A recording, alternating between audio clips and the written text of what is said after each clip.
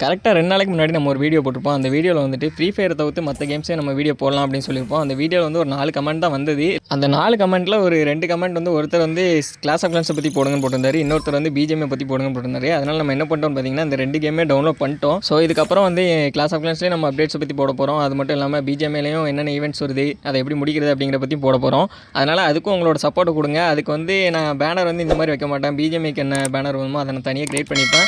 Class of கிளான்ஸுக்கும் தனியாக create பண்ணியிருப்பேன். சரியா, நான் அதை வந்து தனியாக அப்லோட் பண்ணுறேன். இந்த வீடியோ எதுக்குன்னு பார்த்தீங்கன்னா, இந்த வீடியோவில் ஒரு 2 ஈவெண்ட்டை பற்றி பார்க்க போகிறோம். கரெக்டாக 28ஆம் தேதி, இன்னிலேருந்து ஒரு 2 நாள் நினைக்கிறேன்.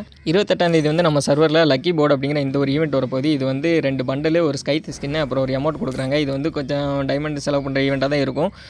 ஃப்ரீயாக கொடுக்குற ஈவெண்ட் கிடையாது. அது மட்டும் இல்லாமல் நம்மளோட சர்வரில் வந்து செப்டம்பர் 1லேருந்து அதுக்கப்புறமா சோலை அப்படிங்கிற இந்த ஒரு கொலாபரேஷன் வரப்போகுது. இது வந்து ஒரு ஹிந்தி மூவி, பழைய படம்.